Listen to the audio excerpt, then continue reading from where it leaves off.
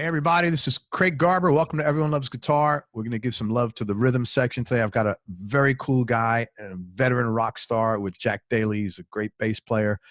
You've definitely heard him on music you've played, even if you don't know his name. A couple of quick announcements. I want to say thank you to Near Z and Eddie Martinez for connecting us. Thank you guys. Also, if you are listening, make sure you go to everyonelovesguitar.com/subscribe. And if you're watching this on YouTube, hit the little subscribe button down there. Also, lastly, Carlos Santana, Joe Walsh, if you can connect me with those guys, definitely want to have them on the show. All right, let me tell you about Jack. He's a really cool guy. We just had a pre-interview interview. So this guy's great. He moved to New York City in the late 80s. He's originally from upstate New York. He became a very active session player. He also spent nearly 15 years as Lenny Kravitz bassist of choice on world tours, TV appearances, videos, CDs, and DVDs. You play with Craig then, obviously, right? Oh, yeah. Yeah. Craig the whole time. Yeah. He is literally one of my favorite guitar players. He's as far as blues guys, he's just doesn't hit any wrong notes. He's an unbelievable guitar player and just a great person. And, he's very underrated in my opinion. I mean, not enough people know enough about Craig Ross. Well, he's so shy. He was on the show here. Lovely guy. I mean, really lovely guy, but he's quiet. He's quiet. Yeah. It takes him a minute to open up. He's a typical Pisces, I say. Oh, is he? What's Pisces? Is that March? Yeah. March. Yeah. I think he's March 10th or 11th. 11th, I think. God, my daughter's a Pisces and she doesn't shut up. So we had something. The wires. I have 3 Pisces that I've spent so much time with, and they're all like that. They're really quiet. Demure and they're quiet, but once they open up, they always have like a kick. Yeah, this one's got a kick. To get to that, Awesome. They got some spunk, but they keep it sort of on the down low. Yeah, Craig was a great guy. I used to call Craig the Velvet Hammer. Yeah, man, perfect. It's like he'd say something, and you'd be like, I think he just was busting my balls, but I didn't really realize it at the time. He's so demure, so laid back about it. Yeah, you have to sort of wait and analyze it and think, I think he might have been fucking with me. Yeah, man. Well, he was really nice. He did open up a little bit, but he's just quiet. Yeah, he's quiet. Yeah. Jack's played. What's that? Not on stage though. He's not quiet. Oh, thank God, he's great. Jack's played sessions or toured with and produced and mixed for artists like Beyonce, Mick Jagger, Diddley, Alana Davis. That's where you met Near. That is when I first started working with Near, yeah. He said that's one of the best gigs he's ever had. Alana. Yeah, he just loves her music, her vibe. Oh, Alana is one of those artists that you almost, when you play your instrument with her, you almost feel like the instrument plays itself. Like I can't explain it any better than that, but it's just like, it's so easy. Something about her feel, her groove, her phrasing, that when you play bass or any other instrument, I would expect, along with her, it just happens. Like, it's just like crazy. Like, you're just like, wow, I can't believe I just played that. Wow. I got to check her out. Yeah, she should, in my opinion, she should have been a huge star, and me and Near are on, like, I think 4 of her records. Oh, wow. Yeah. That's cool. I'm definitely going to check her out.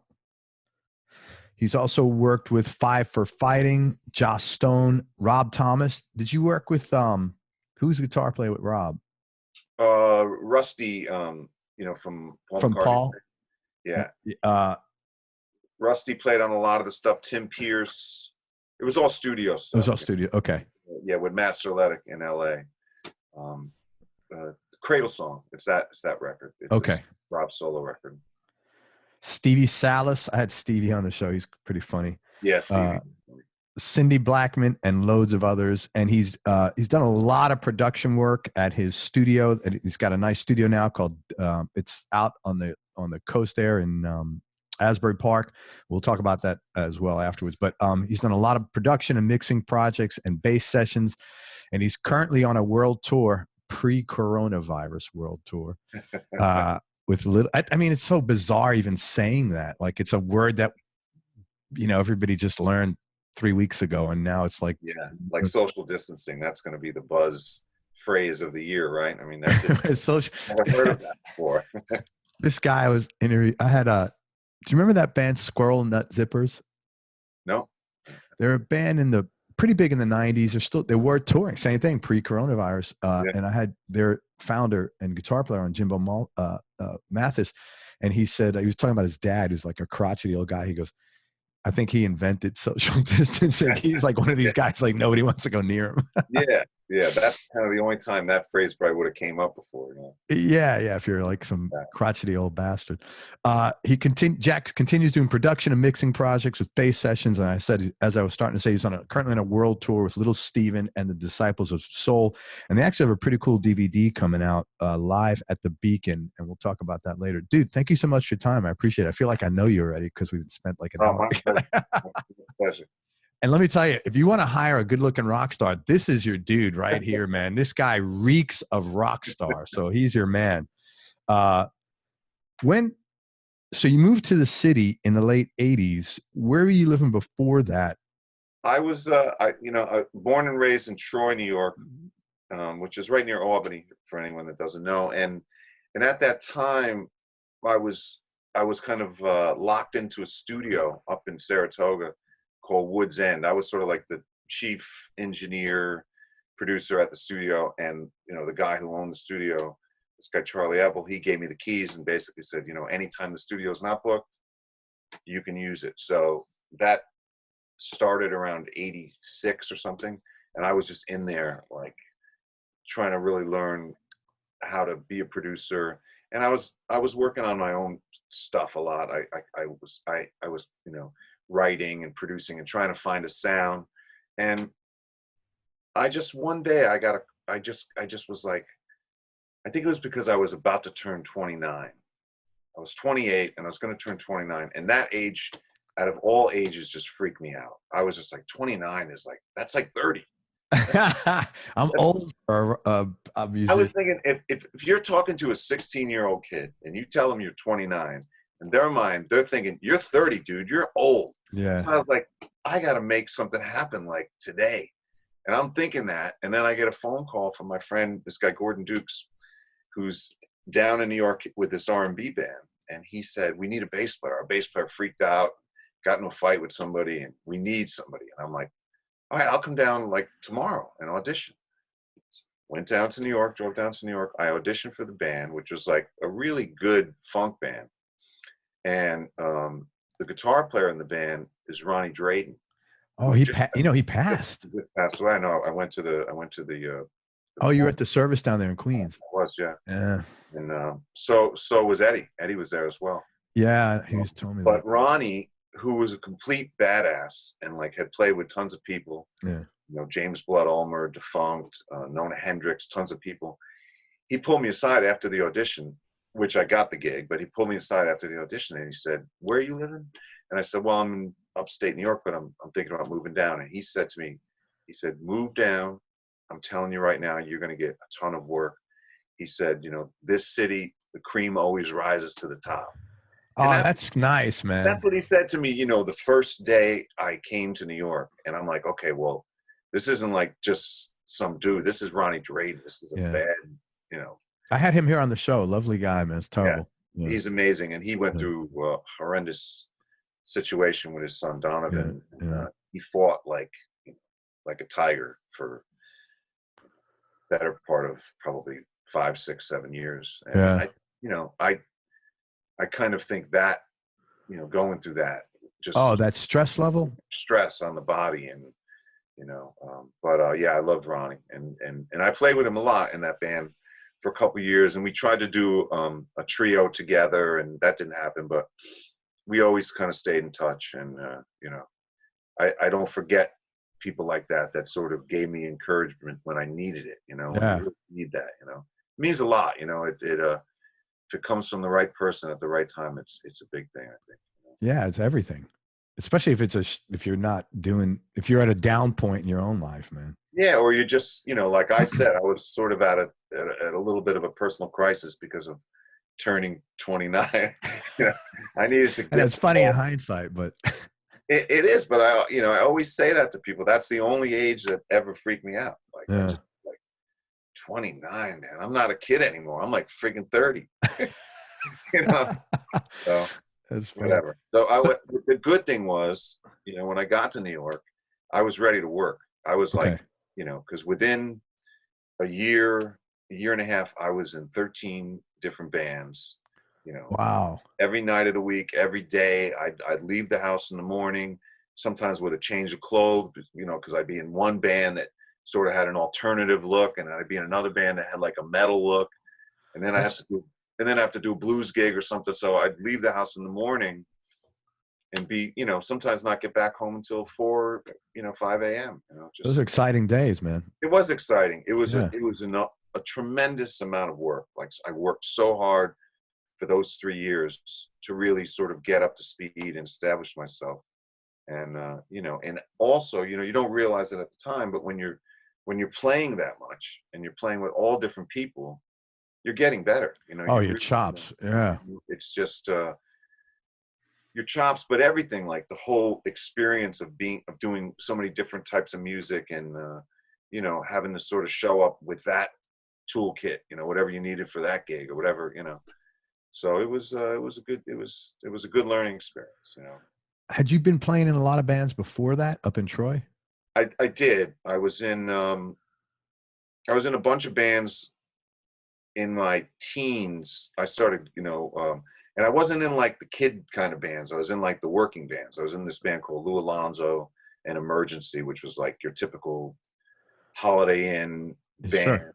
but really good players, like all like Berkeley grads. And I'm like 17, and everything. The keyboard player, this guy Al Quaglieri, he had perfect pitch, and he would write out, even without an instrument, he'd sit there and write out every part. Wow. Back, like, and we'd be doing everything from, you know, Steely Dan, you know, to Chic, you know, Earth, Wind and Fire. We'd be doing all this, you know, range of stuff, and he would write it all out. So we didn't really rehearse. We would just get to the sound check, and he would put up a chart, and you would read it, and that would be how we would do it. And I wish I could read that good now. My reading is definitely not as good as it was then. But, You're self-taught, Jack? I'm self-taught, basically. That's I took amazing. lessons, but I skipped over the whole music school thing, and then I was working so much, and I basically went from that band that I told you about to another band with some of the same musicians. Then I was in this band that was a big regional band called Emerald City, which was like, you know, they were the guys that I sort of looked up to when I was a couple of years younger. Yeah, sure. So I got into that band. I was in that band for 4 years. And then after that, I started my own band called what was it called? Proto Photo was called. Proto Photo.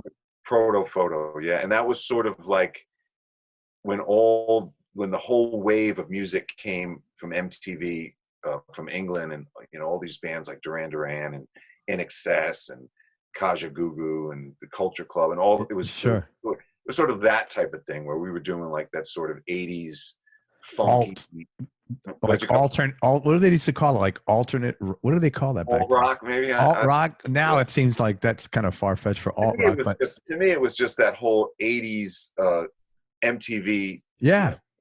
You know, everyone had to look a certain way. We all had the high hair and the, you know, you know. And I had that band with my brother and two of the guys from the Emerald City band that I was in, and it was great. We did that for like a year and a half, and then during the course of that band, the lead singer, he got laryngitis, and I started singing about half of the night, and people were responding to it, and like my manager at the time said, you know, you should. Because I was writing and doing a bunch of my own stuff, and he said, "You really should, you know, do this. You know, like be a frontman, basically." Yeah. And I never thought of myself as a frontman before that, except for when I was like maybe 14. But I said okay, and then I locked myself in the studio for 3 years, and then I woke up and was 29.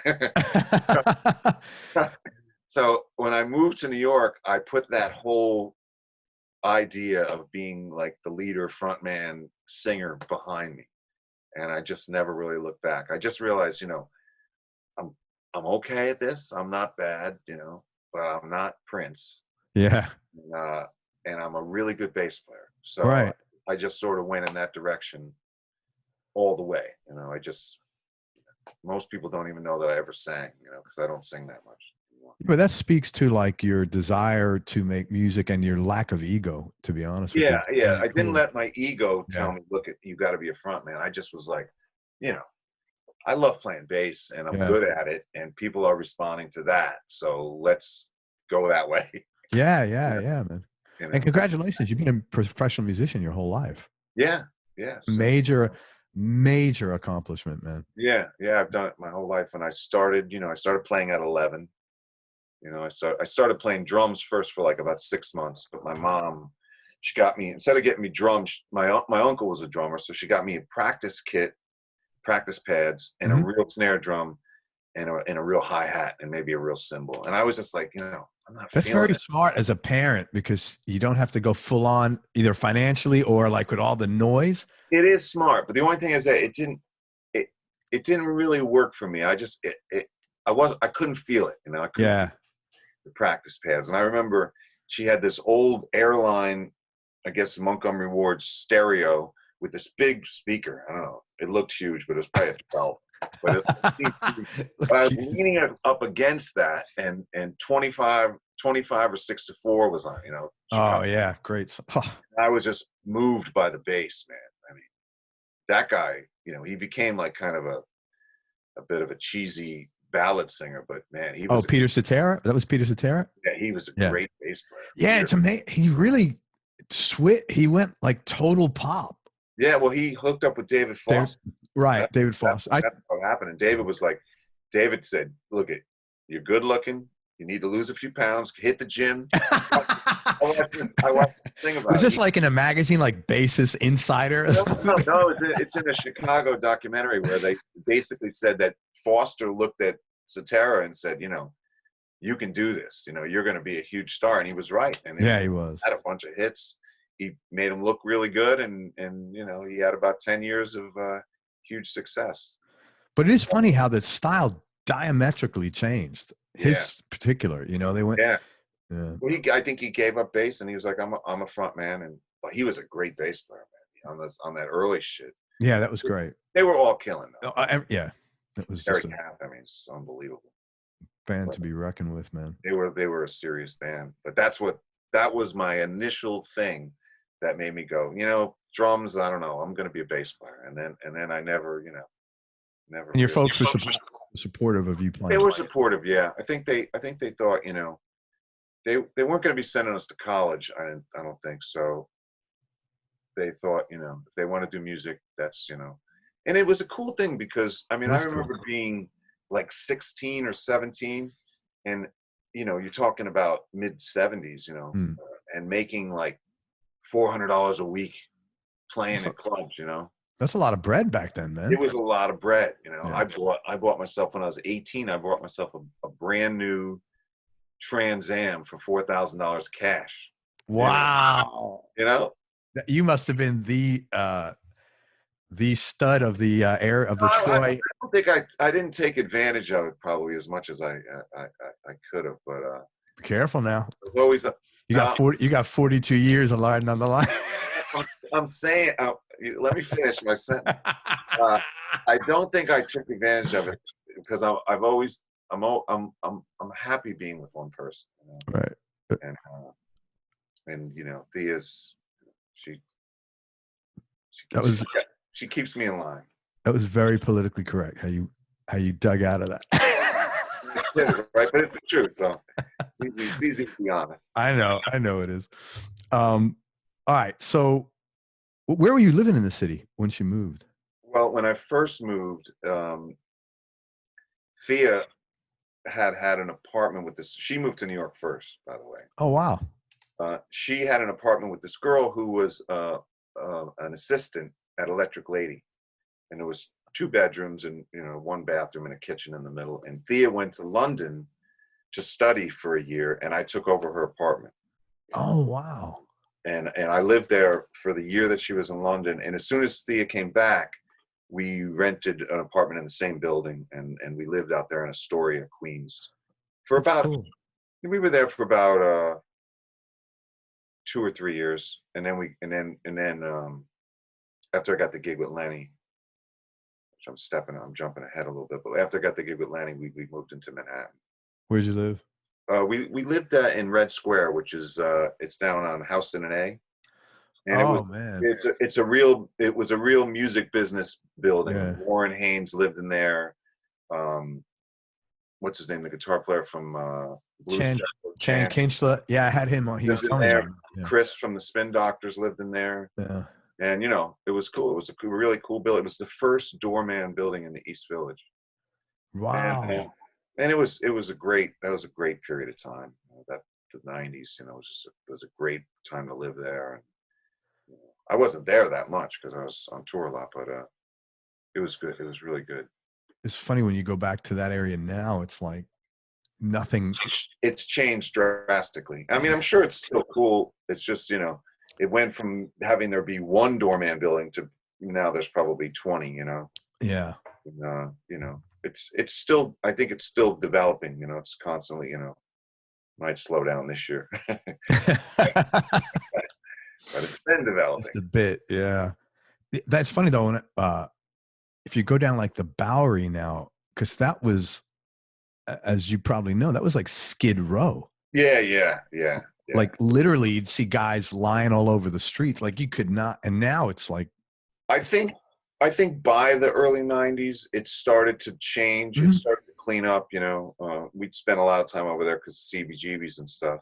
Mm. And but it started to change by that point. And so did the East Village, because even the East Village a couple years earlier, if you were on A, you were cool. If you were on B, maybe not so cool. If you were on C, really dicey. Yeah. But that changed over the course of the '90s. I think that the city, a lot of things kind of cleaned up. Yeah, totally. Okay, so once you got that gig, you started getting sessions. You started building your reputation, and people then sought you out, I'd imagine. Yeah, definitely. I mean, I think the gig with Lenny was definitely.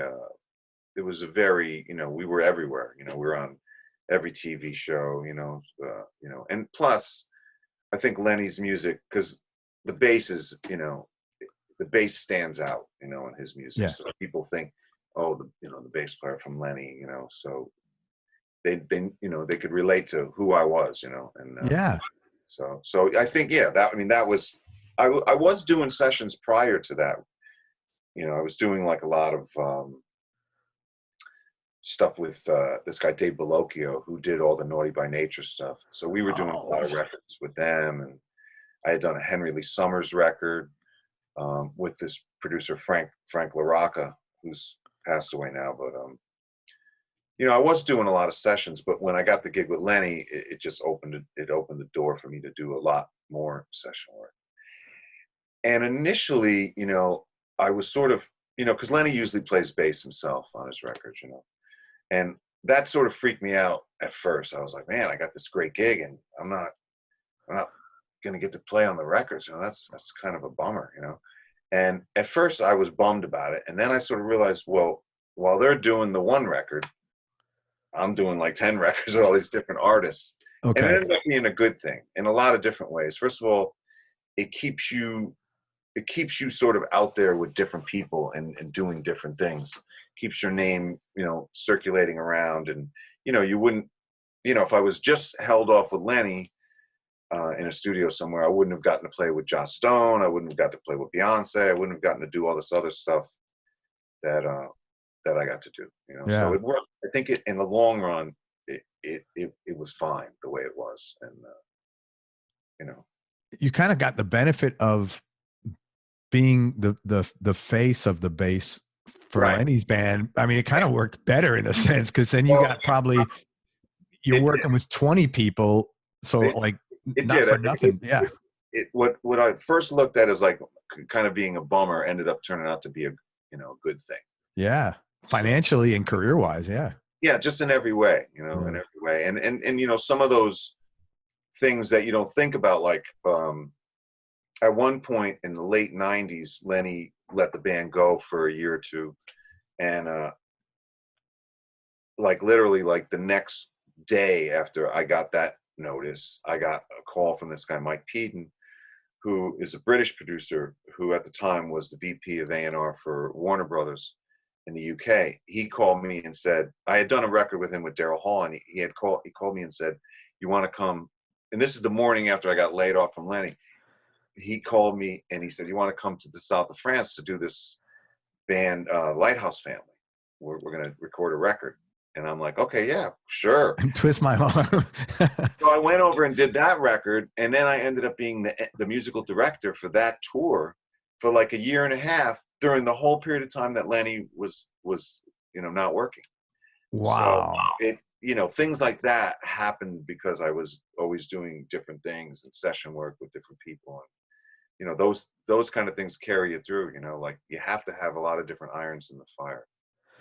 So let me ask you this: what is your viewpoint of how things like that happen? Do you think it's like, and I'm looking for like, do you believe there's some like divine intervention or like spirit? I'm not looking for anything religious or probing for anything like that, but your personal opinion, do you think that's just being in the right place at the right time? Do you think, the universe is watching you, or God, or whatever you want to call that thing for you? Or I think it's a combination of all of that. I think that I've had good luck. I've been blessed. I've had good luck, and I think you can create your own good luck, and you can also create your own bad luck. No, that's very. You know what I'm saying? So I think that I was doing what I had to do, which was like I was showing up. I was doing a good job. I was being dependable. I was trying to be cool with people, and trying to bring something to the table if somebody hired me to either to play bass or any of the other things, like be a musical director or producer, whatever. So I think I was open to the good luck, but I think it's really easy to sort of do anything. It's like they say, it takes your whole life to get a good reputation, and you can get a bad reputation in one day. So yeah.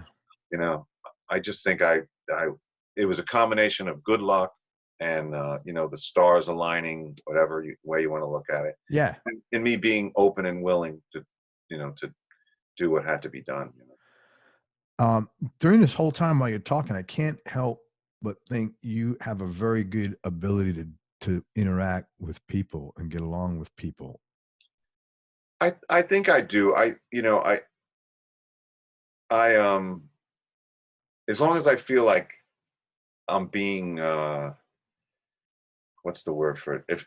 As long as I feel like it's mutual.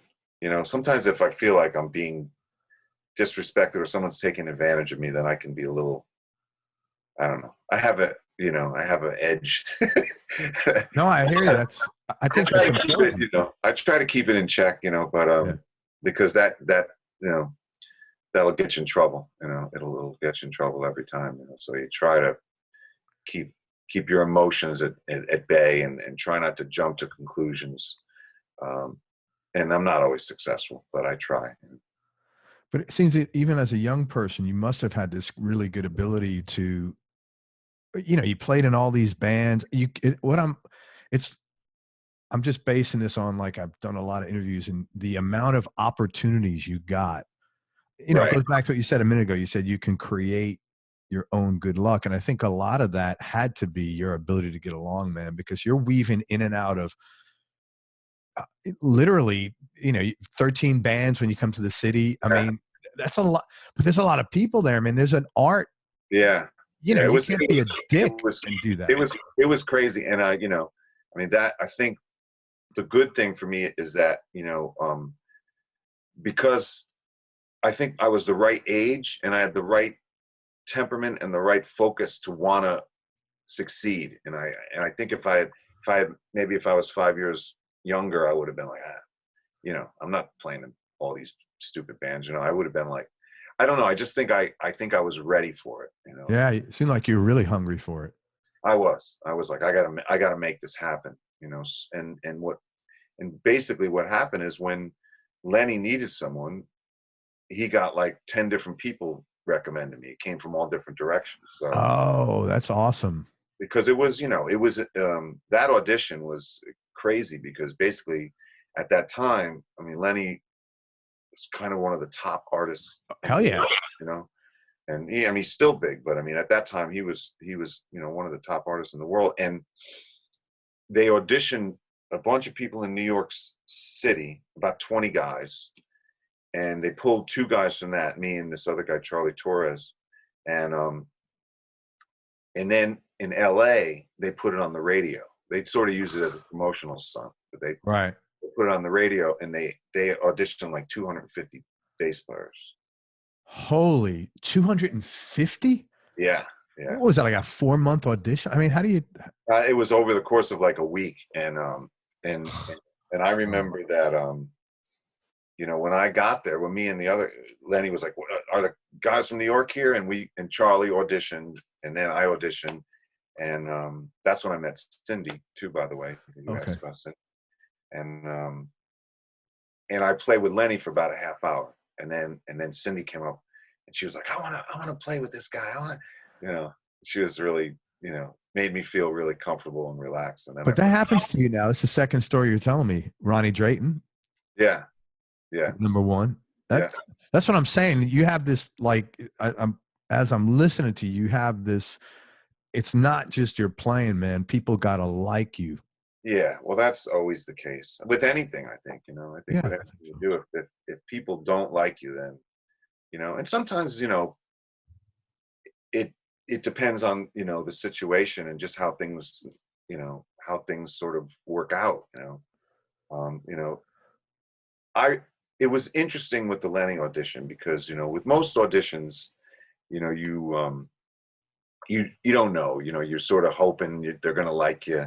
Sure. With the Lenny audition, I just felt like at the time, and I don't think I could ever recreate this moment, but I just felt like at the time, like there was no way I wasn't going to get the gig. It didn't even enter my mind. It was just like, I'm going out to LA and the gig's mine, you know. And Man, I just, that's awesome.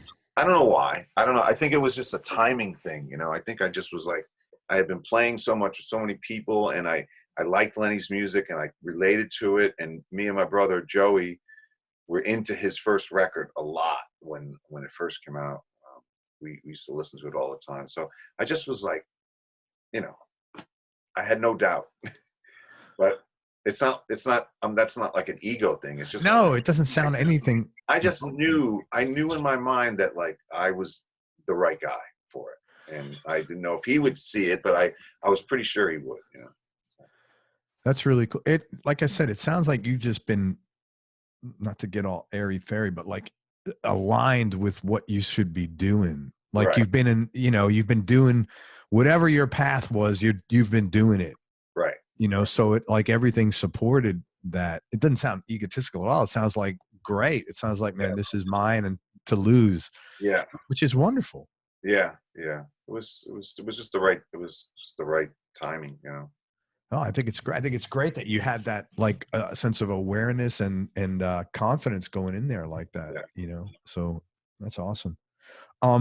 So let's talk about some of the artists you've worked with. How you got the gig, any cool or interesting stories. So Lenny, you were saying, so you went out, you passed the audition. Did they call you up and say you're in the band, or they just say, hey, because sometimes they'll say, what are you doing next week? No, Lenny never, he didn't let me leave. Because he said something funny. He said, okay, so I guess he says, I guess you're the guy, and he throws the tour jacket at me, right? And I catch it. And then he said, you know, so can you stay? And I said, well, you know, I think I should go back and get my stuff and all that. And he's like, we'll get your stuff. Holy shit. So I never left. I mean, I went out to LA to audition and just started rehearsing. That's so funny. And that was the week that Lenny and the band played on MTV Music Awards with John Paul Jones. Wow. So I got to meet John Paul Jones. He came to rehearsal, and I only had like 3 days to prepare to learn all the material. And that's a lot. So when they said, you know, can John do Lenny asked me like as if. No, John Paul Jones can't do it. I said, no, let John do it. And I thought to myself, it gives me a whole day. And that's the way I'm thinking. It gives me a whole day to shed the stuff with myself. So yeah, but I got to meet John, and he was super cool. That's cool. Everybody, I've talked to 3 or 4 people who have worked with him in one-off situations like this, and Yeah. everybody's been like, Oh, he's super cool. yeah, he's really cool. Bass players are usually always cool. All right. So then you started talking. Well, tell me something cool or interesting that happened maybe while on tour with Lenny, because that was kind of like rock star days still. Well, let's see. You know, it was an amazing night. I'll tell you about this. The one night that always sticks in my mind. We played Radio City, and it was sort of like my first real gig.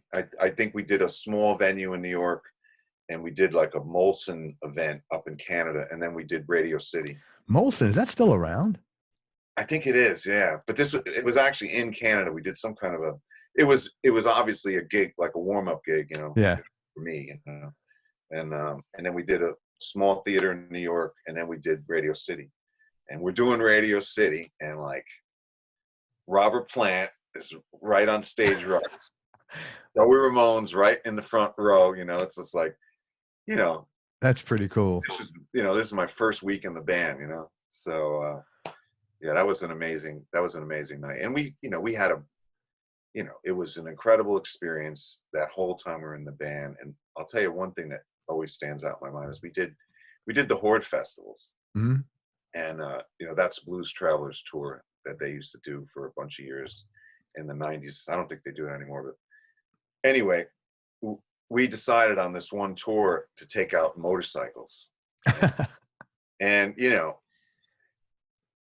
it was actually just, it's one of those things you can't really explain, but when you're riding into like a venue and there's 30,000 people there waiting to see you play, and you all come in as a motorcycle gang.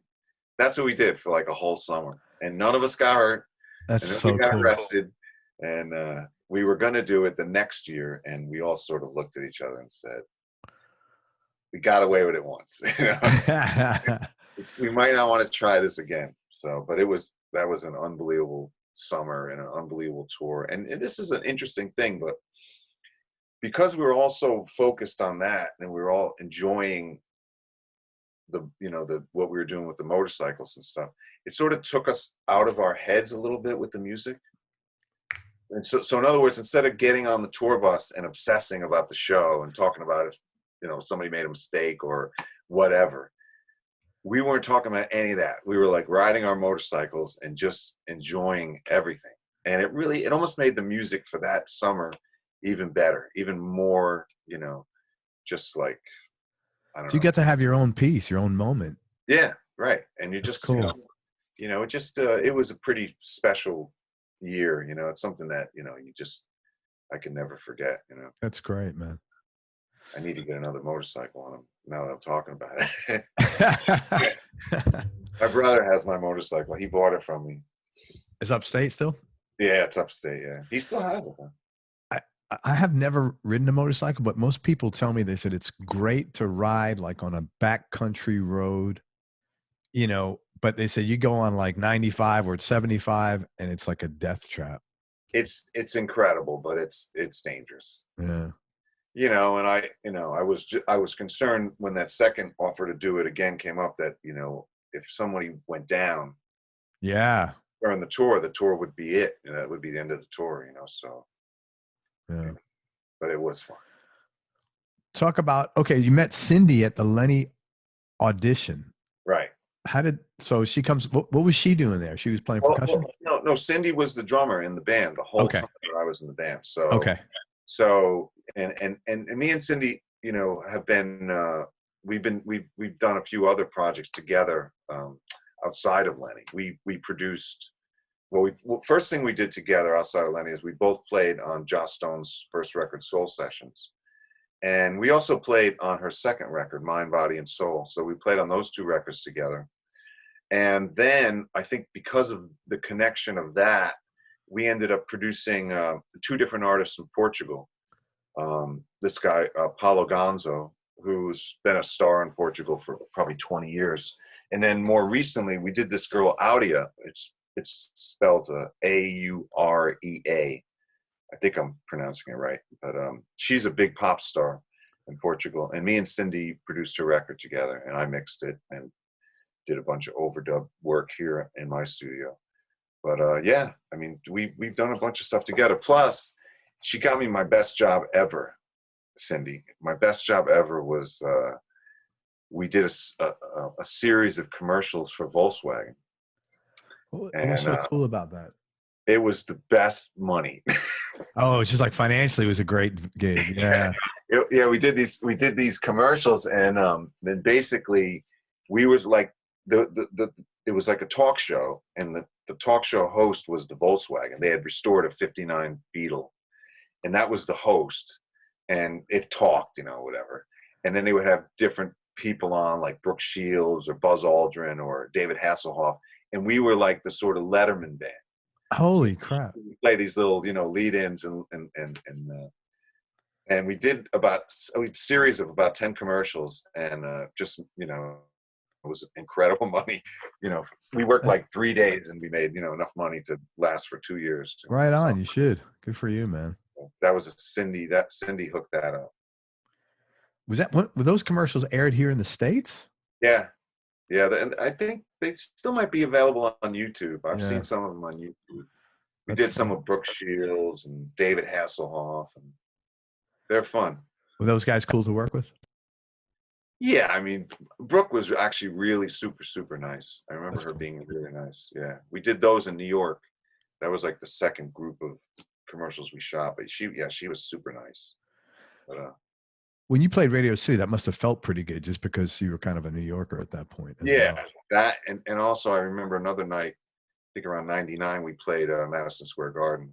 Yeah. And, looking out and seeing, a bunch of people, and that was an incredible show too. Yeah, those, Radio City, the Beacon. I mean, that's why I'm really excited that Stevens has decided to release a live DVD from our Beacon show, which was our last show with the Disciples of Soul. And last show, you mean not like forever? Live well, it's hard to say. He sort of stopped things for this year because he thought he was touring with Bruce.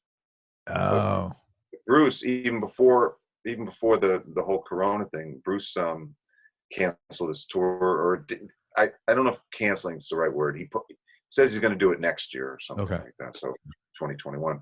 So we probably could have kept on going, but we would have ended up stopping anyway. Yeah, for sure. Man, I just read today they canceled the Olympics.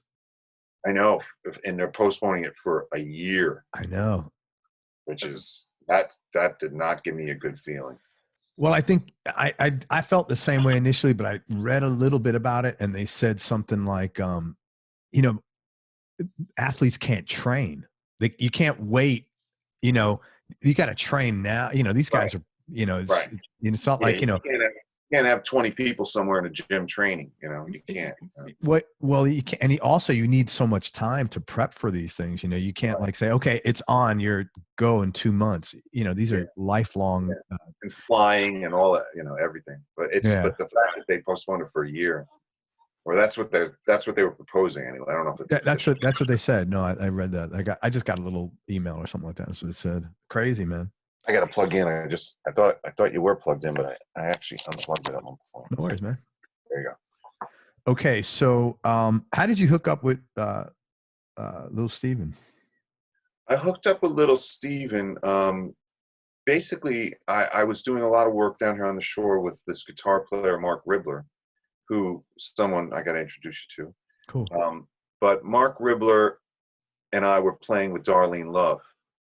And Steven had produced a record, and Mark got a call from Steven saying, I got to do this. I'm going to do this one show in England at this blues festival. And Steven had not done a solo performance in like almost 30 years, like since the 80s.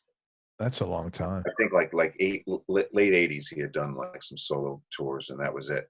And he called Mark and said, I'm going to put together a band to do this one hit at this blues festival. Basically, it was Bill Wyman's 80th birthday, and they were having this blues festival all sort of at the same time, and they wanted Steven to present for Bill's 80th birthday. And are those guys buddies or something, or? Just Yeah, I mean, he knows, he's buddies with everybody, because yeah. his history and his radio station and everything else. So he said, all right, well, we're going to go over and do this gig. So Mark called me and said, I'm putting you up for this gig because I know you're the right guy for it. And I went in, and the first day, we're playing, and I didn't know Steven at all. I just met him, and he's like, he's a larger than life character. He really is. And Were you thinking of The Sopranos when you went in there at all? Come on, that well, had to. you can't not think of The Sopranos completely, because Right. Steven is, he's that guy. He really so we're playing one of the songs that we weren't supposed to do this song, and then it got added like the night before. So we're playing this song, and it's called I Played the Fool. Mm-hmm. It's a Southside Johnny song that Steven wrote, and every transition coming in and out of the choruses is different. And we're going into the bridge. I made a mistake. I did something, and we get to the end, and Steven like points over at me. I said, yeah, I know, I played something funny going into that bridge. He goes, yeah, it wasn't that funny. Don't let it happen. And like, you don't know how to take that. Well, yeah, it wasn't that funny. It was sort of like, it was a combination. I'm sure it was humor, but when you don't know the guy, and like he can be so intimidating. But what I learned over the course of time working with Steven is one of those people that you really need to earn his respect, and once you do, there's nobody better. Yeah, he's the best. He's the best. He you always start out, you don't start out at a neutral. You start out below, and you got to work up to it. And you got to work. You got to earn his respect. And once you earn his respect, he's the best guy in the world. And he was a great boss. And he's a musical genius, which I think a lot of people don't know. I mean, he's the only guy I've ever seen come in and like there'll be 15 people playing and it'll be loud as hell, and he just hears all the details, and he's really something. He really is something. I can't say enough about him. That's so cool, man. Yeah, I would be thinking about that Sopranos thing just because, it's like. Oh, I can't tell you, man. We had, during the course of the 3 years that I toured with him, we had a lot of guitar techs, man. And those poor guitar techs, they were just like, they couldn't get past, they were looking at Silvio Dante. Silvio, yeah, right. They couldn't get past it, man. They were just all shitting in their pants almost all the time, and I felt for the guys. It was, you don't want to blow a cue. And pick a couple of other people that you've worked with, because you've had such a great career. Anybody that you want to share a story about, or how you hooked up with them, or something that, smiling memory in your I had a really nice experience with working with Beyonce on her record 4, and it was interesting because I got recommended by the drummer in the band, Nikki, who was in his band at the time when she had the all-female band. And Nikki's a great drummer, and she recommended me. And I went into the studio with like some producer, and I recorded like 3 songs. And it was like LA? No, it was in New York. Okay. And I was doing like a song, and then there'd be like communication in another room. I think Beyonce was maybe in another room doing interviews or something. And they'd play her, she'd be like, yeah, okay. And then I'd do another song. And then, so it sort of went on like that for that whole day. And I think I did 3 songs. And then about a week later or a couple of days later, I got a call, and they said, come to the studio today. So I went in, and I worked with her, just like, she was basically sitting on the couch. And I had met her before. I actually had met her twice, because I played on Saturday Night Live with her and Jay-Z with Lenny. Okay. And I went to dinner once with her. It was Destiny's Child, Lenny, and Denzel. And oh my God. At the dinner together. So I had met her a couple times. I don't know if she remembered that, but we worked together on this couple of songs. One song we did was this Motown track that Babyface wrote, and it was so killing. It was so good, and I was so excited about it because I'm doing all my best Jamerson stuff, and it ended up being a different direction than the record went, so it didn't come out. But man, I was so psyched about that, you know. But she was really great to work with, and we did this other song. I think it's called "End of Time," and she actually has 2 songs called "End of Time," so it's confusing. But it's a really cool song, and the bass came out really cool, and we really worked together on it. Like she had a lot of ideas, and you know, it was just a great experience.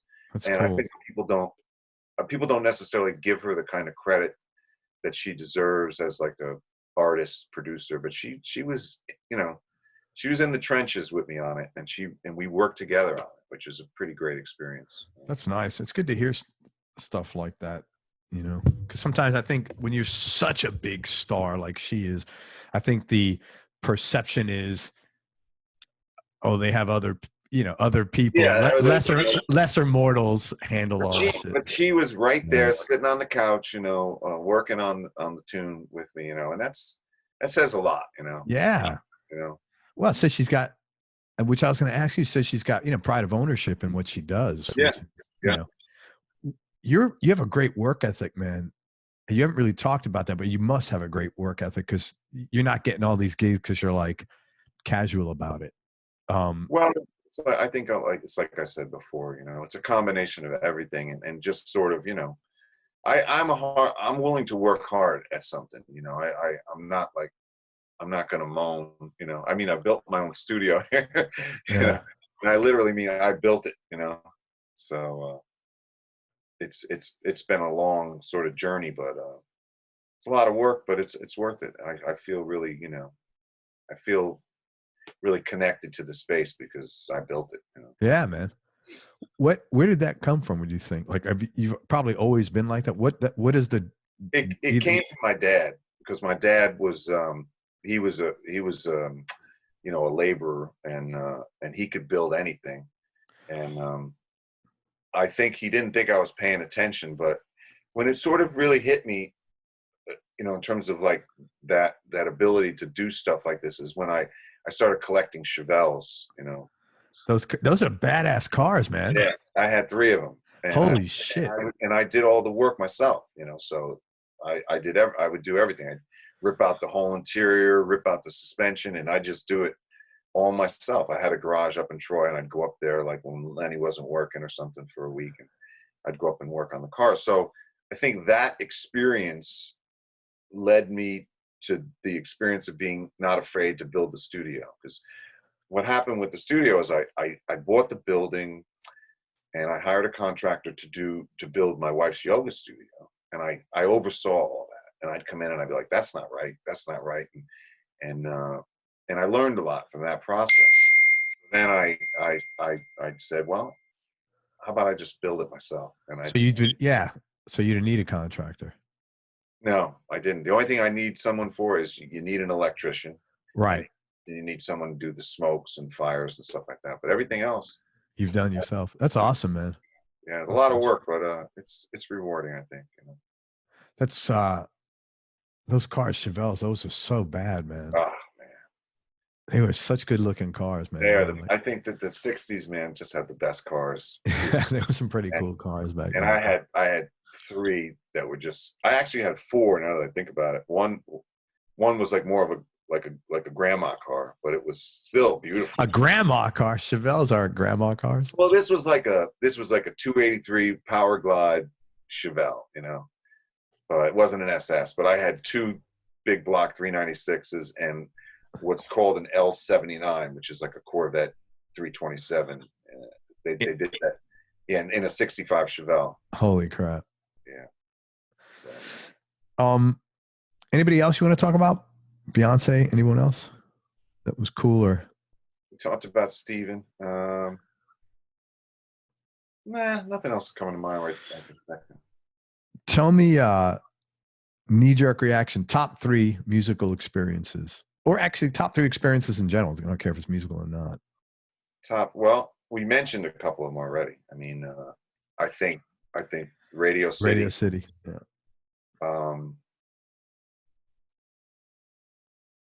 I think, you know, the whole experience of playing with Lenny, you know, was, I mean, it's hard to really sort of boil it down to one particular, event or one particular gig. I think the whole experience just, Lenny has the ability, and I think Steven does as well, to really sort of lift the room, and what I mean by that is that everybody's good, but he can make everybody even better. Right. And I think that's a rare gift. Mm-hmm. And I think Steven had the same ability. He could take this band of 15 people and make it sound like better than the sum of its parts, even though everyone's great. I think he had that ability as well. So I think those are the things that, really stick in my mind. And the other thing that, as far as musical experiences, and it's not any one particular one, but to me, the thing that I enjoy the most and the thing that really gives me like the most joy, I think, is tracking a live session. So in other words, you go out there and there's nothing, like the song doesn't exist yet. I mean, the songwriting might exist, but you walk out into the room, 4 guys, maybe 5 guys, and 10 minutes later, there's this piece of magic, And I mean, that to me that's what's special about music and about recording. And I think that it's going to be completely lost, if there's not more people like, like for instance, producer Dave Cobb, who sort of keeps that thing alive. Yeah. I love that type of music and that type of production and that type of, I think it's a magical thing. It's when you just, there's nothing there, and then 5 minutes later you're listening to this track and it's just, it's just unbelievable. I mean, that's so things like that, are stick in my mind more than like, one thing or one TV show or one, Sure. Usually with that stuff, with a TV performance or anything like that, you just want to be perfect. You want to get on, do your thing, be perfect, look good, and get off, and hope there's there's nothing that that you have to worry about after. So yeah, it's the magic of being a session player, and it is magical. I love that. I mean, that to me is still my favorite thing, from being a musician. And I really love being in the studio. I love recording, and I love that one thing, that moment where you go, holy shit, that's an unbelievable take. Yeah. And everyone in the room's feeling it, and you're all like, it's just incredible. That's the magic of like Nashville and to a lesser extent LA, but those guys are still making loads of records. It just happens a lot less. It used to be the norm. Yeah. If you were a session musician, that's all you did. And it's a funny thing too, because, and I think it's probably the same for mostly everybody, but like when you playing in that type of situation, you're doing all these little micro calculations and adjustments in your brain, playing along with other people, and it's all sort of kind of gluing together because of that. If you're playing to a track that's already recorded and static and it's done, yeah, those calculations are removed because you got something there. Doesn't have the same kind of, you can get some great stuff, obviously, but it's not as quite as magical to me. It's a little more laborious, but it's funny. I never forget. Do you know Jerry McPherson by any chance? That sounds familiar. Real successful session player in Nashville. Like a guitar player. He's like first call guy for like 30 years. I've heard him. Maybe I've heard of him from near, but I've heard of him. I'm sure. Yeah. But he said a funny comment to me one time. I said, what's the most challenging part of what you do? And he said, this is like the opposite direction, goes song triage. And I said, what do you mean by that? He goes, well, when you get a song and it's dead on the gurney and it should not be in there, and you got to bring it to life. He goes, it's really, really difficult to do that. It can be really difficult. And sometimes, you can wake it up with arranging, sometimes, there'll be a couple just fantastic parts that these guys come up with, or, someone comes up with that'll turn it around. But I know, like if you have a great song, it's almost like what I was talking about before with like Alana Davis, like having an amazing artist with a great feel. It's almost like the song plays itself. You'll like listen to it, and like the first thing you play will probably sound fantastic, But if the song really is a stinker, You know, it It's takes a lot of mojo to get that thing going. Tell me, what were some of the low points or dark periods you've been through, and how'd you get through them? I think, you know, if I'm being completely honest with myself, probably, you know, it took me a while to sort of adjust to the fact that, you know, I basically what happened in the Lenny situation is he had let the band go, and then he tried to bring us back, and I just was at a different place. I just didn't, I wasn't ready to go back. I didn't want to go back at that time, and it took me a while to sort of figure out, okay, well, if, you know, that's been my career, that's been my life for the last decade and a half, you know, so what do I do now, you know? So, and it just emotionally, it's a lot to sort of leave behind, you know, it's a 15-year relationship. It's like any other relationship. Yeah. And it's not just a relationship with him, it's also a relationship with the whole organization, the whole, you know, so it was a hard, you know, it was hard for me to sort of shake that and say, okay, you know, I'm not now, right now I'm a producer and I'm a mixer and I'm a session musician, but I'm not like a rock star right now because I'm not doing it, you know. So it took me a while to sort of adjust to that change, and there was a point where I realized that I hadn't done a gig in like 3 years. I hadn't played with anyone in like 3 years, except for in the studio, you know? Sure.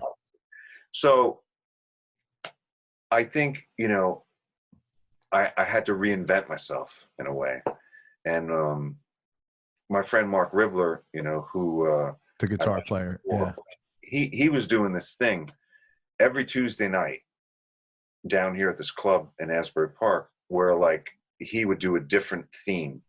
Oh, cool. So, in other words, like one Tuesday you'd have to show up and you'd have to play like 20 Steely Dan songs, and then the next Tuesday you'd show up and you'd play like 20 like Bad Company and Free songs, and then the week after that it'd be R&B, you know, soul classics, Aretha or whatever.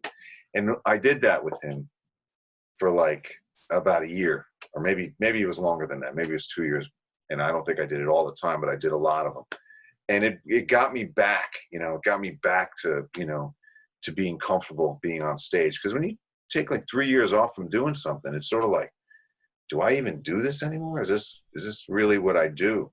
And then, you know, by doing that, by getting that gig and starting to do that every Tuesday, and then start to bring in the touring thing more, and I co-produced and played bass and mixed this record for this guy Gideon Luke, and we had this band. It was like a soul kind of band, Soul Review, Gideon Luke and the People. And I started touring again with that.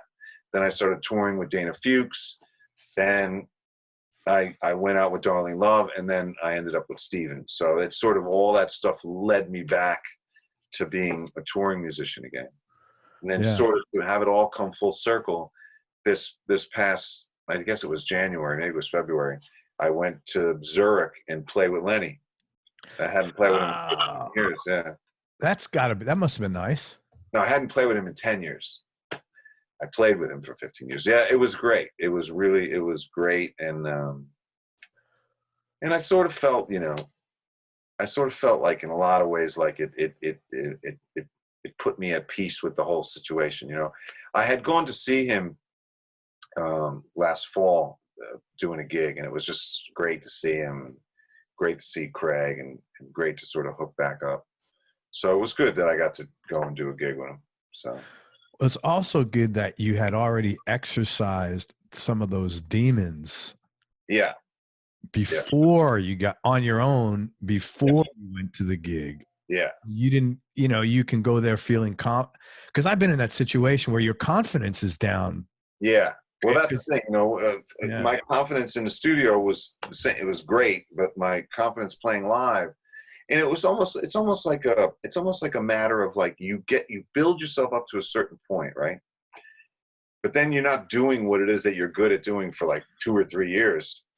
You're not at that level. You know, you can't walk onto a stage like that and expect to be at the same place you were if you haven't been doing it for 3 years. Sure. So I got myself back in the trenches and went out and toured and played with people and, you know, and built myself back up. And playing in Stevens Band was a tremendous, you know, vehicle to get back to where I was, you know, you know, in terms of confidence. And, you know, you have to do something. If it's something you do, but you haven't done it in years, then it isn't what you do anymore, you know?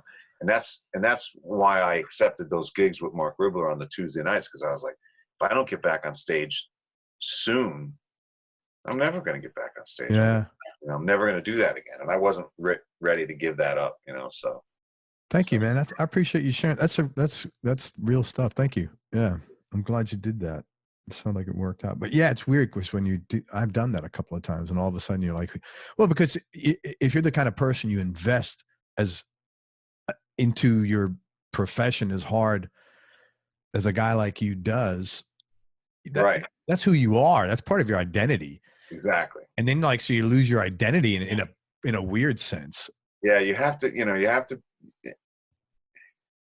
I mean, probably what would have been the smartest thing to do is get back on stage right away. Like I did do one tour right after I left Lenny. I did a tour with Boss Skaggs, which was fun. He's always got great musicians. Oh yeah. Yeah. It was killer band. But then I guess that was, it was around 2009 or something. And then I just stopped playing live for like 3 years, you know? Who was playing guitar on that gig? It was Shane Theriault. Okay, yeah. Right. He's great. He's great. And we had a really good time together and a lot of laughs. He's the guitarist for Hall & Oates now. He's been Hall & Oates for probably better part of 10 years. I think a couple of years after we did the Boss tour, he went with Hall & Oates. He's been with them for a while. Yeah, I know who that guy is. Anything, any advice, if you can go back and give yourself advice, anything that young Jack would have listened to that makes life easier? Well, I don't know if I'd give myself advice, but I can. When I first moved to New York, I was playing with a couple of different people, and I started to build up, you know, where I was getting a lot of gigs. And then I got called to do this gig with this band, and Carmine Rojas had recommended me. And right. Carmine was someone I really looked up to, you know, because he had already played with David Bowie, and he was playing at that time with Rod Stewart. And I was like, you know, he's doing what I want to do, basically. He's already there. So Carmine recommended me for this gig, and I called him and I was like, you know, I auditioned and I'm not that sure about it. I'm not really sure if it's my thing. And he goes, let me ask you a question. I said, okay. He goes, and this stuck with me. He said, do you think you can shine in the band? I said, yeah, I can shine in the band. He said, well, my advice to you would be, if you think you can shine in any situation, take the gig, because that'll turn into other gigs. And that was good advice. What great advice. And that's sort of what I always thought about, you know, back in those days in New York, and really even to this day. You know, if I think it's something that I can look good doing, then, you know, I'm going to try to do it, you know, for the most part, you know. And, did you take that gig? I did take, and it's funny because I did that gig for about 2 years, and I waited until they got a record deal. When they got a record deal, I bailed. Really? Yeah. Because I don't know, I had a feeling about it. You know, I just was like, and, you know, a lot of bands get record deals and the records don't come out. You know, so I just had a feeling. Yeah, so I had a feeling about it. And my instincts were on point, you know. Oh, so they got the deal, but nothing ever came of it. It never came out. And so you would have spun your wheels on that for. I have a couple of good friends from that situation, but I think I did the right thing for me. It wasn't my cup of tea. You know? That's great advice. So do you think you can shine in this situation? Because if you do, other things will come from it. That is really. Yeah, well, Carmine's a smart guy, and he was another one of those people like Ronnie that I met early on that helped me, you know, more than they probably realized, you know, by just saying something like that. Because certain people will say something and it has a weight to it, and it'll stick with you, you know, and you know, you can use it to your advantage. Tell me some of the favorite musicians you've enjoyed playing with. Well, a lot of amazing drummers, you know. I love playing with Near. Near's a fantastic drummer. He's a funny guy, isn't he? Yeah, Near's incredible. Near is always like, you know, you'll be doing a track with Near, and like you think, oh, this is really cool, and then you hear it back, and it's always like even better than you think it's going to be, you know.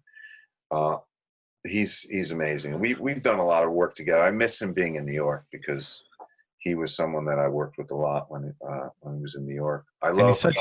He's such a New York dude too. When you talk to him, it's like by way of Israel, but you know. Yeah. But he's totally.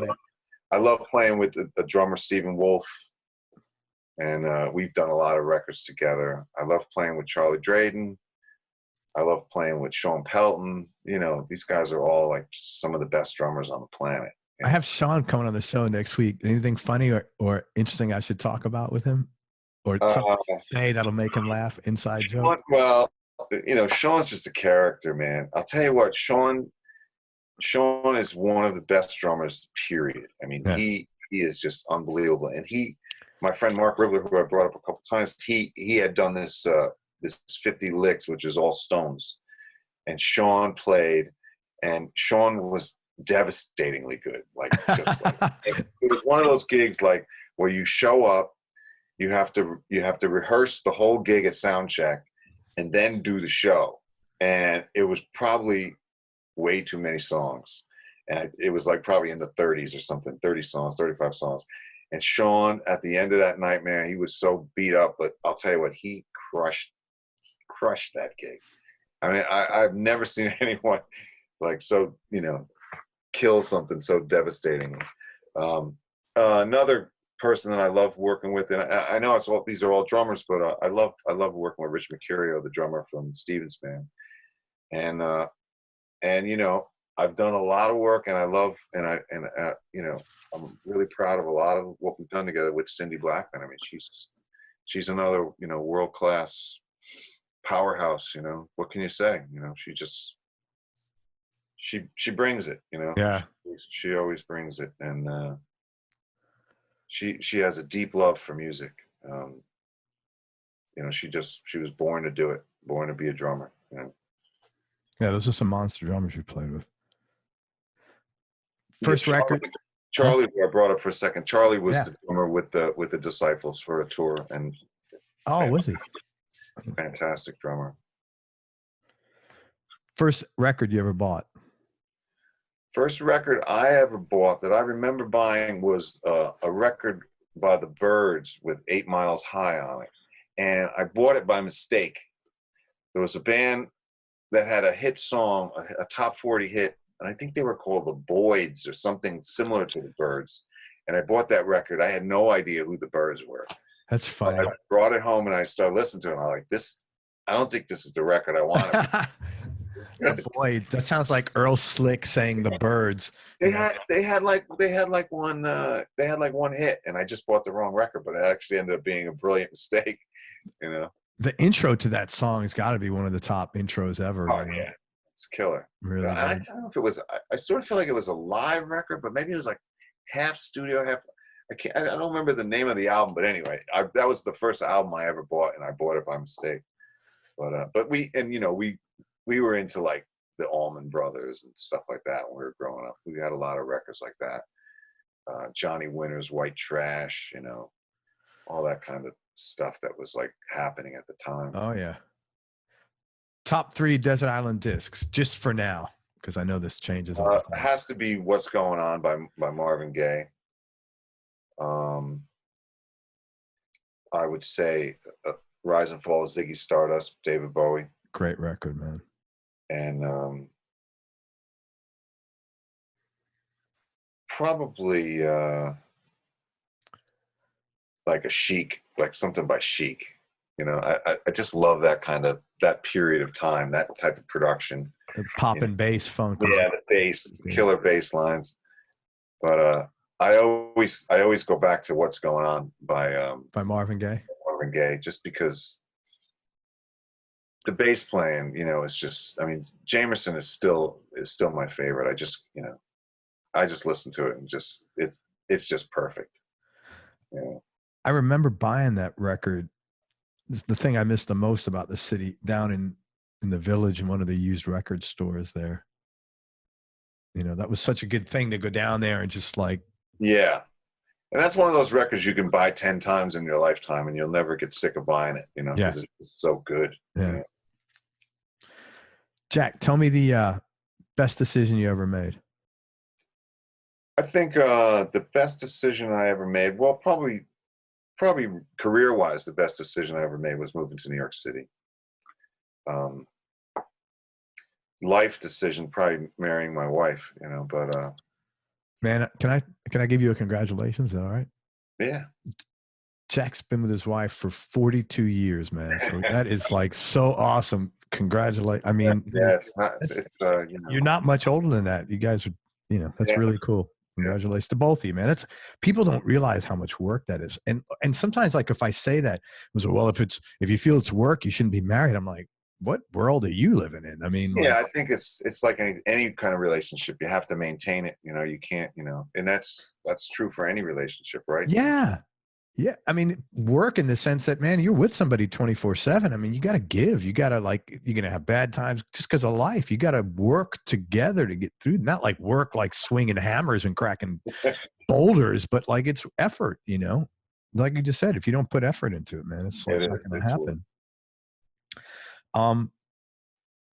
Are you good with balancing time between like relaxing, quote unquote, and work?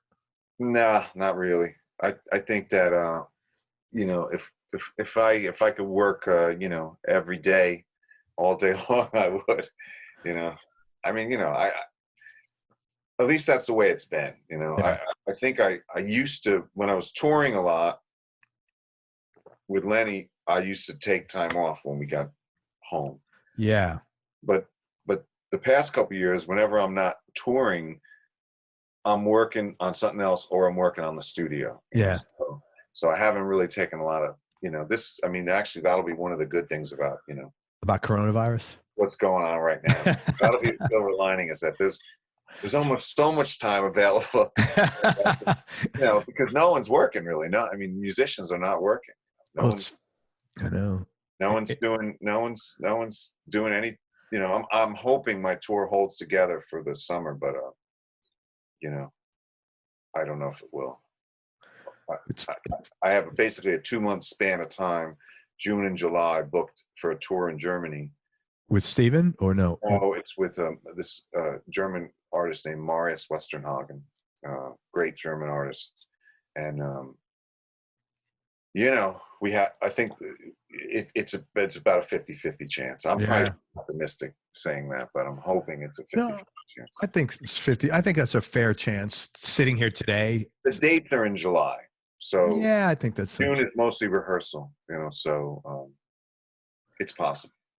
Man, it's funny because I was supposed to be in the city tomorrow, starting my vacation. And of course, you know, I canceled it a few weeks back. I just said, thank God, because could you imagine like sitting in a hotel room in New York, quarantined? Yeah, that's right. You mentioned that you were going, yeah. Yeah.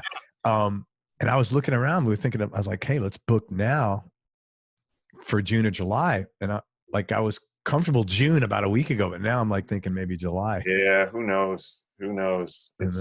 It's dicey. And my daughter, it's funny, she comes to me, she says, Dad, I have a friend in Buffalo. It's only $38 to get on a plane. What do you think? I'm like, and I got to be real careful, because if I'm like, no, that's ridiculous, she'll be like, okay, I'm going. So I'm like, let me think about it. And I'm like, and I came to her later. I don't think I'd really want to be on a plane right now. Of course not. I told her that. I said, let alone, what are you going to do? Everything's shut down. Yeah, everything's shut down. You know, it almost doesn't matter where you are, you know? Yeah. One time when I was a kid, I went to a party in Long Island. It's probably 1974 or 5.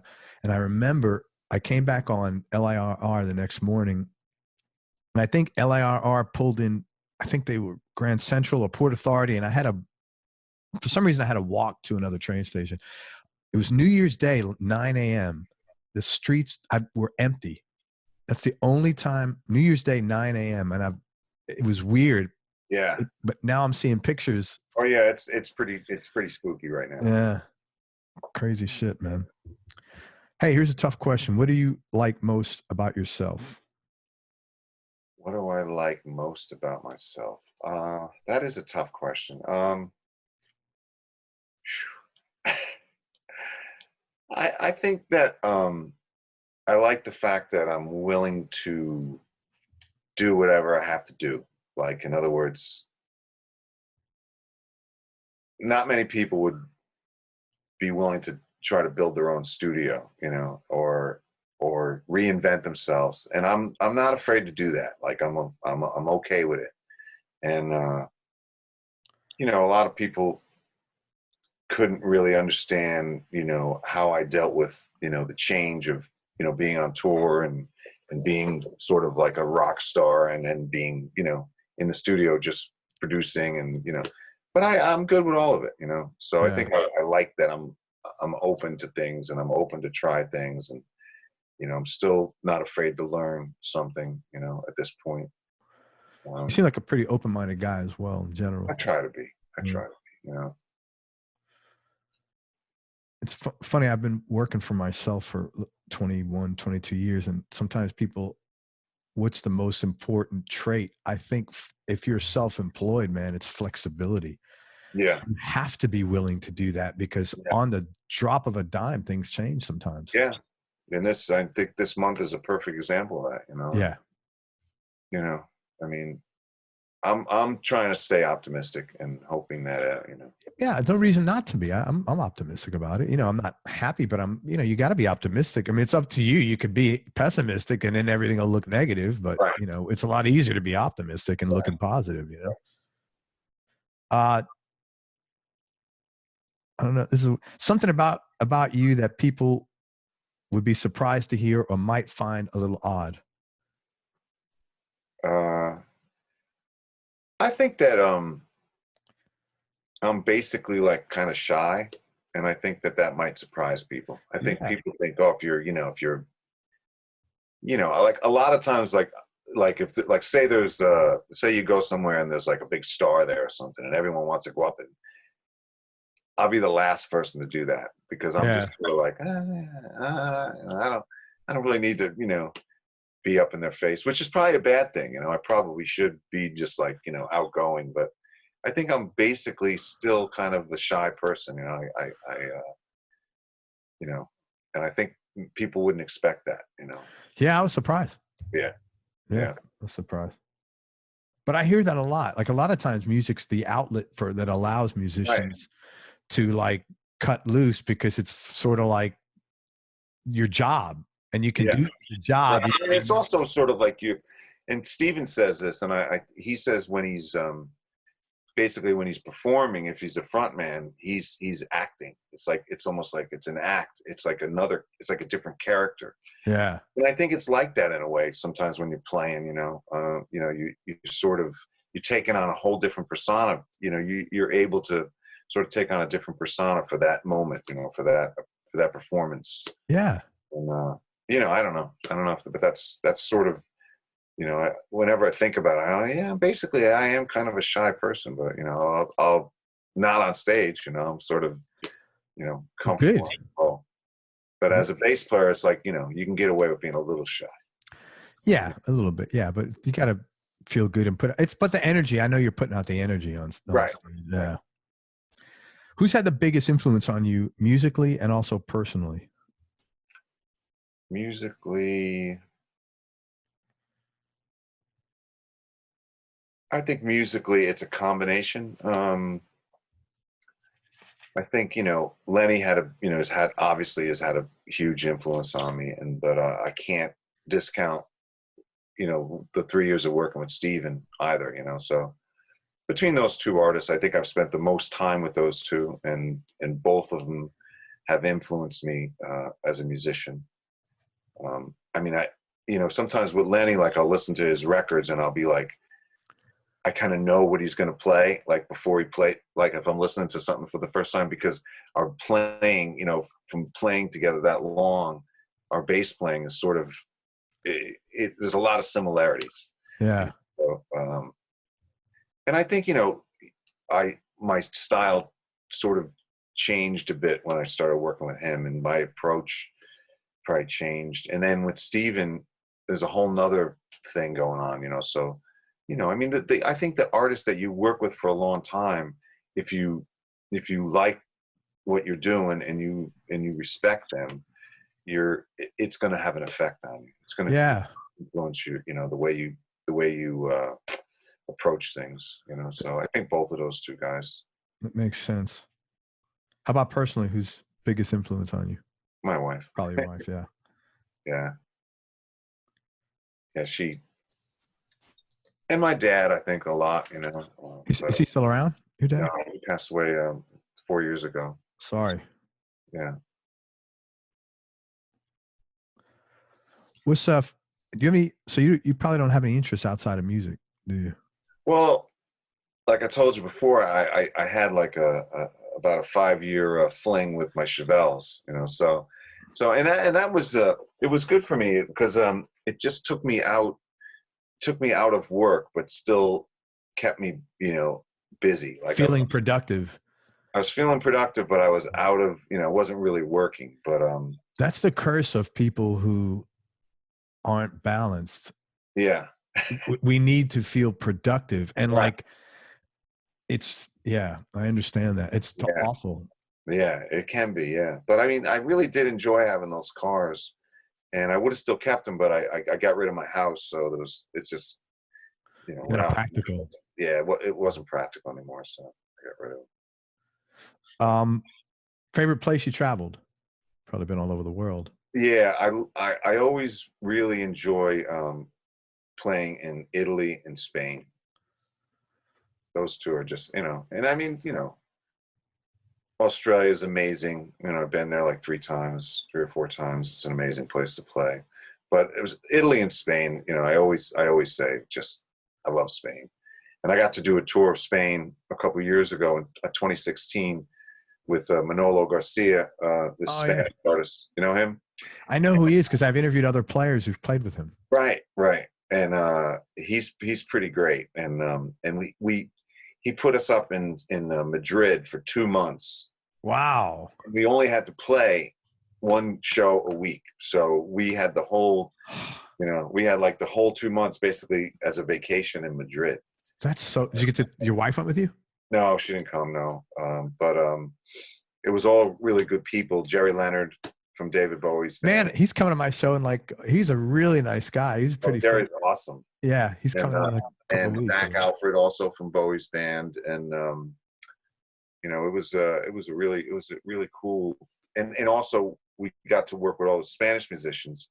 So he had both bands. They had, like, you know, our band, the American band, and the Spanish band, and we sort of worked together, and it was cool. It was a really great experience. That's cool.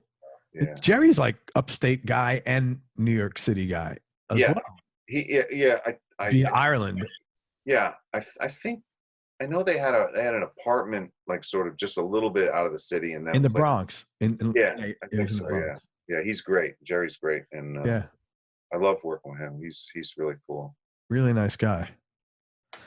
3 more questions, man. Tell me about a specific experience that changed your life or changed the way you think about things.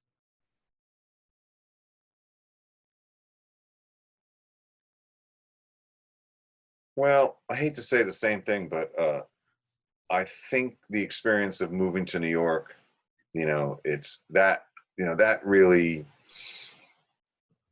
that just, you know, it just changed everything for me. And it's sort of, you know, it's an interesting thing, because, you know, when you have to be somewhere where there is a music business, and at least in the late 80s, early 90s, there was a music business, you know, in New York. There's not much fun now, but at that point there really was, and there was a lot going on, and it really was the start of, you know, of me having a, you know, I mean, I always worked and I had some type of career upstate, but that was really the start of everything for me. Yeah. And you know, there's not a day goes by that I would, you know, have done it any differently. You know, I'm glad it worked out. I almost ended up moving to New York a few years earlier, because when I was in that band that I told you about, Proto Photo, I started getting calls. I don't know who was recommending me, but I started getting calls from a coin management to audition for different people. I auditioned for Billy Idol. And, a coin management. That's wasn't that like Kisses? Yeah, it was Billy Idol, Kiss, a bunch of different people, and I went down and auditioned for Billy, and I really thought I did a good job. And then they said that the bass player who did the record became available. He wasn't going to be available, but then he became available, so I didn't get that. I do think if I had moved to New York then, I would have been like 23. I probably wasn't ready for it. I probably, you know, so I'm glad it worked out the way it did, you know. Yeah, everything really seems like it worked out well for you. Yeah. I mean, career-wise, it's, you know. I've been fortunate. But I think one thing that you said was very honest about changing. You've got to be able to do that, man. Yeah. As shitty as it is sometimes, you've got to be able to adapt. Yeah. That's really important. Best advice you've ever been given, if you remember it. Well, I think I might have answered that already too. The Carmine? Yeah. That was good. I think the Carmine advice was really great advice. And I think Ronnie Drayton's advice to me was really great advice. You know, you know, I mean, for instance, if I had done that audition and it didn't go well and I went back home, you know, maybe nothing would have happened. Maybe I never, you know, got back into New York. But because of the way things worked out that day, that sets everything, you know, it sets a sort of wheel into motion. The change of your whole life. You know, I mean, you know, I think advice from those two guys at that point when I first moved to the city, and I sort of was like, you know, in magazines, like looking at, you know, David Bowie's band with Carmine, or, you know, different things Ronnie was doing, and then I meet them, and then they open up to me and say, you know, you got to do this. You know, you know, it's life changing. Yeah, what Ronnie told you is definitely life changing. It's funny how things like that happen. And last question, biggest change in your personality over the last 10 years, and how much of that change has been intentional and how much is just a natural part of aging? Biggest change in my personality. I don't know if there's been that much of a change. Fair. I'm kind of stubborn. You know, I mean, I would say I can't, there's nothing that I can say that would really be honest. I don't feel like I've changed that much. That's cool. You know, that's cool. But you know, maybe over the next 5 years I'll change. We'll check back in. Hey man, first of all, thank you one more question. Favorite New York City food? Favorite New York City food would be pizza, but I'm lactose intolerant, so oh my God.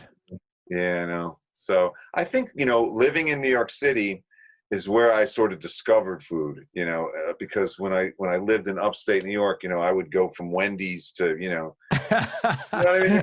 Yeah. And I moved to New York and I learned what food really is supposed to taste like and what it's the best. Quality food is. And, you know, so I learned, you know, to love things like sushi and, you know, great Mexican food. But like, I'm not talking about Mexican food with like a pile of cheese. I'm talking about like gourmet kind of Mexican. And, what's some good Mexican food to go to in the city? I always go to you ever go to Toloache in the Village? I think there's one uptown, a couple uptown too. That sounds familiar. I haven't lived in the city in a while, so to try to give you okay.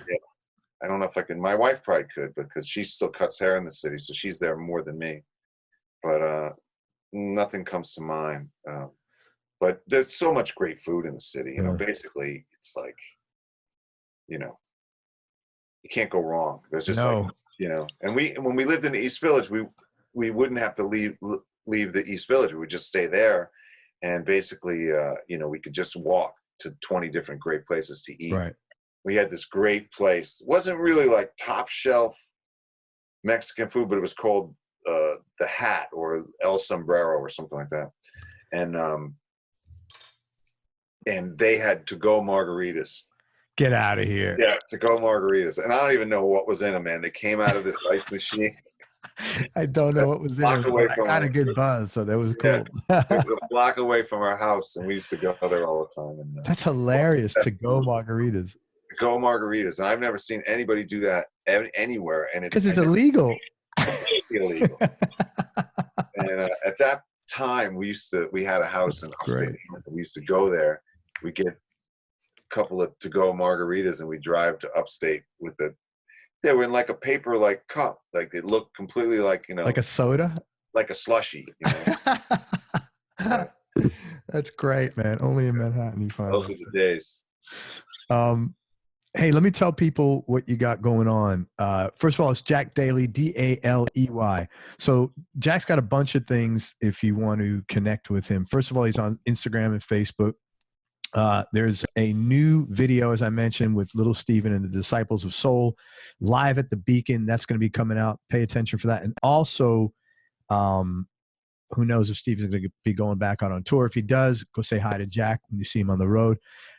If you are in the Asbury Park area or anywhere in the metropolitan area, the tri-state area, man, Jack's got a really nice studio in Asbury Park. It's literally right on the Atlantic Ocean. He's got state-of-the-art equipment in there. And if you want to go there for either recording or to work with him on production, go to his website, which is Jack Daley. Again, it's Daley, bassist.com, not bass, bassist, bassist.com, and hit the contact form there. It's probably just as nice as the view when you go to Eric Clapton's studio in Montserrat. Bullshit. This is where you want to be, man. Fucking Asbury Park. So connect with Jack on that. He is also available, man, if you're looking for someone that's like extremely experienced, really smart, and non-ego driven at all. No, man, you're very like very like totally regular. I could tell you're like a pro. You're going to serve. You have a good work ethic, man. When you have a good work ethic, that eliminates so much other bullshit because you're going to make sure the person paying you gets value. Yeah. And like that drives all your decision making. Always going to try. That's for sure. Yeah. So if you're looking to work with a guy like that, that's a smart producer, mixer, engineer, he's your guy. Also, if you're looking for obviously bass tracks, he's your guy, or session work, get a hold of Jack. And again, go to Jack Daley, Daley, bassist.com. What else here? I think that's about it. Oh, also, Asbury Park's had a great music scene, man. There's like 12 to 14. It's probably outside of Nashville. It's probably the only place in the country where, and including New York City, that doesn't have that anymore. It's crazy how much live music we have here. That's crazy. Yeah. And so you can go there and work in the studio, and there's like 12 to 14 clubs literally within walking distance you can go to. None of them serve to-go margaritas, but I'm sure you'll work around that. Anything else I missed, man? No, I don't think so. I did think of a few other musicians that I love working with, but I don't know if we need to go back to that. It's your call, man. Whatever you want.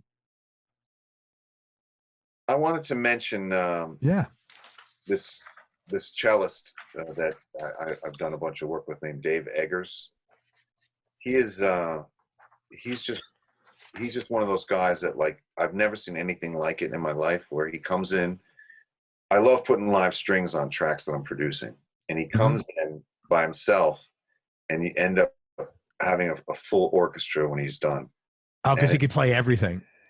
He's just unbelievable. And I just thought, like, if I'm just talking about musicians that I love working with, I mean, he's brought so much joy to me, as a producer, just from what he does. And it's like, usually with strings, you have to have a score. You have to have it written out in advance. But with Dave, he just comes in and we do it on the spot, and it's just incredible. So that's all. Is he a Jersey guy? No, he's in New York. Right, he's in New very York. cool. Anybody else? Dave Eggers. Another musician who, if you haven't interviewed him yet, is this guitarist Duke Levine. I had Duke on the show from Connecticut. He's a monster. Yeah. Duke is unbelievable. And he's a very nice guy. Yeah, he's a very nice guy and a monster guitar player. And we were getting him to come down. He's kind of in the Boston, maybe he lives in Connecticut, but he's sort of in the Boston area a lot. Okay. He plays with, Peter Wolf. Right. But we were getting him to come down to New York on a lot of things that we were producing, and it's just hard to get him down anymore. But he's unbelievable. Awesome. Yeah, I had him on the show a long time ago. Very nice guy. I love his posters, man. Do you ever see his posters that he makes for his weekly gigs? Yeah. The lounge lizards. Yeah, I think I see that stuff on Facebook. Yeah, he always has he's like very creative art, graphics wise. He does a nice job on that. Like, and also, I want to give a shout out to Mark Ribler, because he's someone I've worked with a lot over the last couple of years, and he's really he's an incredible guitar player, and he's just been like one of my boys, one of my best. Yeah, man, he pulled you out of the dungeon, got you back out into breathing, man. Yeah, right on, Mark. I want to mention that. That's awesome. He's fantastic. And man, give a shout out to your wife. 42 years, honestly, that's like so impressive, man. I will. That's awesome. Man, thank you very much for everything. I appreciate it. Everybody, thank you, man. Everybody, thank you so much for listening. If you enjoyed this, please share it on your social media channels. We appreciate your support. Check out Jack Daley. Again, it's Daley, jackdaileybassist.com. And if you are in the metropolitan area or the tri-state area, man, and you think you need some help in the studio, give him a call. He's a super easy guy to talk to. He's a ton of experience. And if he can't help it, he'll be the first person to tell you. You won't have to tell him. Just give him some basic information when you reach out to him, like, what you're looking for and why you think he might be a fit and how he could help you, so he could at least answer you properly and go from there. Yeah.